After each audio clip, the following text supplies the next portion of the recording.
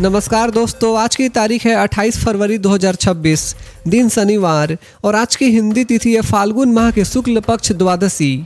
तो दोस्तों, हमेशा की तरह सबसे पहले तो आज के दिन का इतिहास जान लेते हैं। आज 28 फरवरी को भारत में राष्ट्रीय विज्ञान दिवस यानी नेशनल साइंस डे मनाया जाता है। इसी दिन साल 1928 में महान वैज्ञानिक सीवी रमन ने रमन इफेक्ट की खोज की थी। यह खोज प्रकाश लाइट स्कैटरिंग से जुड़ी थी और इसके लिए उन्हें 1930 में नोबेल प्राइज भी मिला। यह दिन हमें इनोवेशन, रिसर्च और साइंटिफिक थिंकिंग को प्रमोट करने की प्रेरणा देता है। वहीं साल 1948 में आज ही के दिन स्वतंत्रता के लगभग 6 महीने बाद ब्रिटिश सेना की अंतिम टुकड़ी भारत से वापस लौट गई। यह घटना भारत की पूर्ण सोवेरेंटी और कॉलोनियल रूल के अंत का प्रतीक मानी जाती है। इस ऐतिहासिक क्षण के साथ भारत ने पूरी तरह सेल्फ गवर्नेंस की ओर कदम बढ़ाया और साल 1936 में आज ही के दिन भारत के प्रथम प्रधानमंत्री पंडित जवाहरलाल नेहरू की पत्नी कमला नेहरू का स्विट्जरलैंड में निधन हुआ। वे स्वतंत्रता आंदोलन में सक्रिय रहीं और महिला जागरूकता की मजबूत आवाज थीं। और साल 1963 में आज ही के दिन भारत के पहले राष्ट्रपति डॉक्टर राजेंद्र प्रसाद का पटना में निधन हुआ। उन्होंने संविधान लागू होने के बाद देश के प्रथम राष्ट्रपति के रूप में सेवा दी और सादगी व ईमानदारी की मिसाल बने। तो दोस्तों, ये था आज के दिन का इतिहास। तो चलिए अब जानते हैं आज की देश भर की सबसे बड़ी खबरें।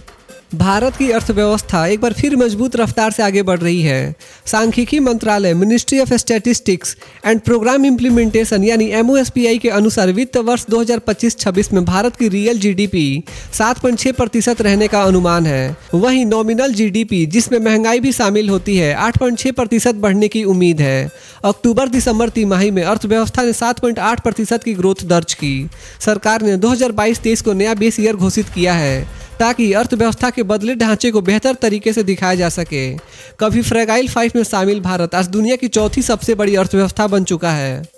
भारतीय टीम के मिडिल ऑर्डर बल्लेबाज रिंकू सिंह के पिता खनचंद सिंह का निधन हो गया है। वे स्टेज 4 लीवर कैंसर से जूझ रहे थे। पूर्व स्पिनर हरभजन सिंह ने सोशल मीडिया पर यह दुखद खबर साझा की। रिंकू के पिता ग्रेटर नोएडा के अस्पताल में वेंटिलेटर पर थे।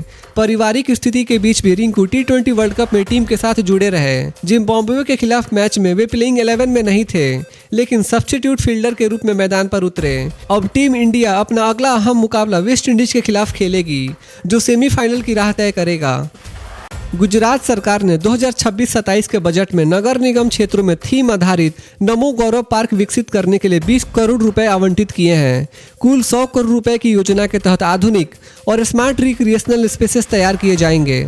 मुख्यमंत्री भूपेंद्र पटेल के नेतृत्व में ये पार्क सभी आयु वर्ग के लिए सुरक्षित और इंक्लूसिव कम्युनिटी स्पेस के रूप में बनाए जाएंगे। इन पार्कों में बच्चों के play zones, open gym, jogging tracks, योग स्थल, एम्पी थिएटर, बटरफ्लाई गार्डन और हर्बल गार्डन शामिल होंगे। साथ ही solar system, rain water harvesting और वाईफाई जैसी स्मार्ट सुविधाएं भी उपलब्ध कराई जाएंगी। सरकार का लक्ष्य है बेहतर अर्बन लाइफ और मजबूत करना। भारत और कनाडा के रिश्तों में ट्रेड और इन्वेस्टमेंट एक मजबूत पिलर के रूप में उभर रहे हैं।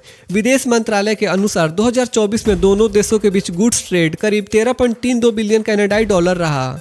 वहीं सर्विसेज ट्रेड 19.61 बिलियन कनाडाई डॉलर तक पहुंच गया, जो IT, एजुकेशन और फिनेंशियल सर्विसेज में गहरे सहयोग को दिखाता है। कनाडा से भारत में 100 बिलियन डॉलर से ज़्यादा पोर्टफोलियो इन्वेस्टमेंट आ चुका है। 600 से अधिक कैनेडियन कंपनियां भारत में काम कर रही हैं। इंडिया एनर्जी वीक 2026 में ऊर्जा सहयोग को नई गति मिलेगी। दोनों देश अब कॉम्प्रहेंसिव इकोनॉमिक पार्टनरशिप एग्रीमेंट पर बातचीत की तैयारी कर रहे हैं। कनाडा के प्रधानमंत्री मार्क कार्नी 4 दिन की आधिकारिक यात्रा पर मुंबई पहुंचे हैं। यह उनका भारत का पहला ऑफिशियल विजिट है और दोनों देशों के रिश्तों को सामान्य बनाने की दिशा में अहम कदम माना जा रहा है। मुंबई में वे बिजनेस लीडर्स, CEOs, इनोवेटर्स और पेंशन फंड रिप्रेजेंटेटिव्स से मुलाकात करेंगे। 1 मार्च को वे नई दिल्ली पहुंचेंगे और 2 मार्च को प्रधानमंत्री नरेंद्र मोदी के साथ डेलीगेशन लेवल टॉक्स करेंगे। बैठक में trade, energy, critical minerals, education और पीपल टू पीपल टाइज पर चर्चा होगी। दोनों नेता इंडिया कनाडा CEOs फोरम में भी शामिल होंगे। यह यात्रा बिलैटरल टाइज को नई दिशा देने की कोशिश मानी जा रही है।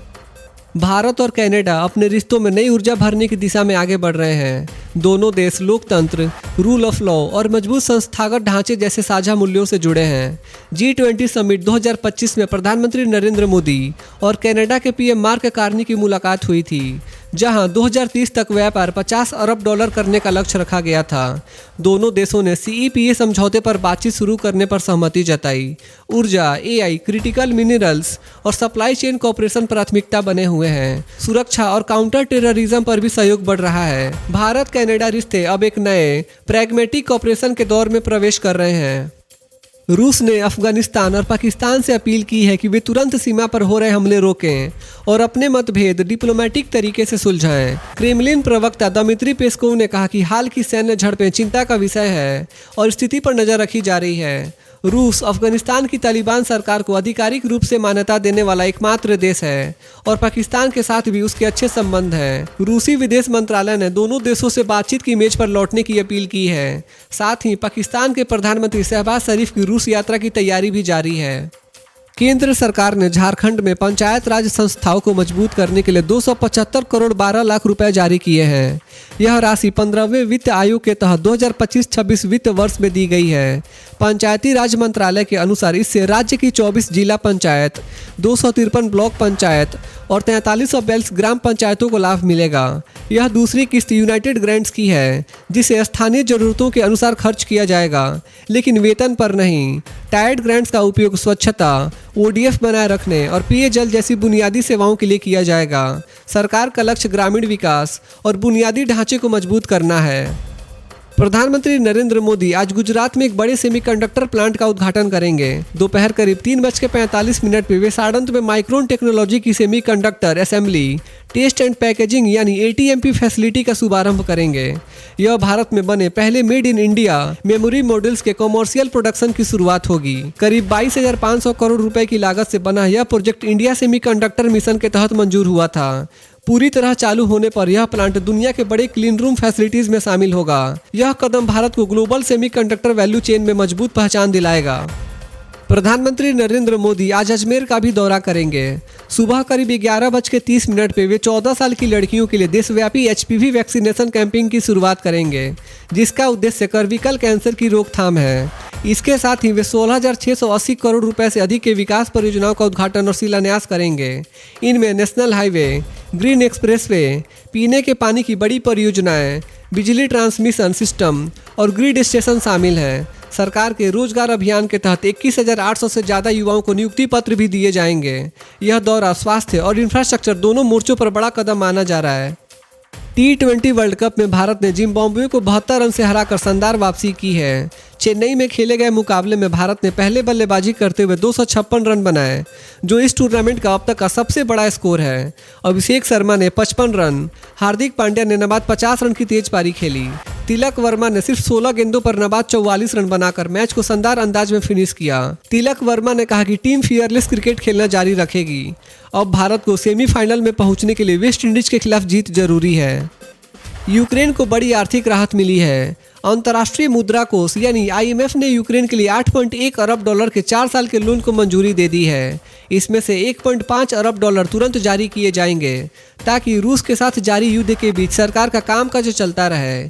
IMF के मुताबिक यह पैकेज यूक्रेन को आर्थिक स्थिरता बनाए रखने और बजट घाटे को पूरा करने में मदद करेगा। यूक्रेन ने इस कदम को अहम बताया है। वहीं विश्व बैंक की रिपोर्ट के अनुसार युद्ध के बाद यूक्रेन के पुनर्निर्माण पर 588 अरब डॉलर तक खर्च हो सकता है। राष्ट्रपति द्रौपदी मुर्मू ने कल राजस्थान के जैसलमेर एयरफोर्स स्टेशन पर स्वदेशी लाइट कॉम्बैट हेलीकॉप्टर प्रचंड में उड़ान भरी। यह मिशन 2 हेलीकॉप्टरों की फॉर्मेशन में किया गया। राष्ट्रपति लीड एयरक्राफ्ट में ग्रुप कैप्टन नयन बहुआ के साथ सवार थीं। करीब 25 मिनट की इस उड़ान के दौरान हेलीकॉप्टर ने गड़ीसर झील और जैसलमेर किले के ऊपर से उड़ान भरी और एक टैंक टारगेट पर अटैक का अभ्यास भी किया। राष्ट्रपति ने इसे गर्व का क्षण बताया और भारतीय वायुसेना की सराहना की। भारतीय नौसेना ने अपनी ताकत को और मजबूत करते हुए अंशद्वीप को शामिल किया है। यह चौथा anti submarine warfare shallow water craft है। चेन्नई पोर्ट पर आयोजित समारोह में नौसेना प्रमुख एडमिरल दिनेश के त्रिपाठी की मौजूदगी में इसका कमीशनिंग हुआ। 77 मीटर लंबा यह स्वदेशी युद्धपोत डॉल्फिन हंटर के नाम से जाना जाता है। इसमें एडवांस हल्के टॉर्पीडो, एंटी सबमरीन रॉकेट, हुल माउंटेड सोनार और high speed water jet system लगाए गए हैं। 80% से अधिक स्वदेशी तकनीक से बना यह पोत आत्मनिर्भर भारत की दिशा में बड़ा कदम है। भारत में 24 कैरेट सोना लगभग 16,157 रुपये प्रति ग्राम यानी 1,61,570 रुपये प्रति 10 ग्राम के आसपास ट्रेड कर रहा है। 22 कैरेट सोना लगभग 14,810 रुपये प्रति ग्राम पर है और 18 कैरेट भी करीब 12,118 रुपये प्रति ग्राम पर देखे जा रहे हैं। वहीं चांदी का भाव लगभग 2,85,000 रुपये प्रति किलोग्राम यानी 285 रुपये प्रति ग्राम के स्तर पर बना हुआ है। तो दोस्तों आज के लिए बस इतना ही था। देश भर के छोटे बड़े अपडेट्स और हर दिन के लेटेस्ट न्यूज़ करंट अफेयर्स देखने के लिए हमारे यूट्यूब न्यूज़ चैनल इंडियन जनता न्यूज़ को सब्सक्राइब जरूर करें। मिलते हैं अगले वीडियो में, तब तक के लिए बाय बाय, टेक केयर, जय हिंद।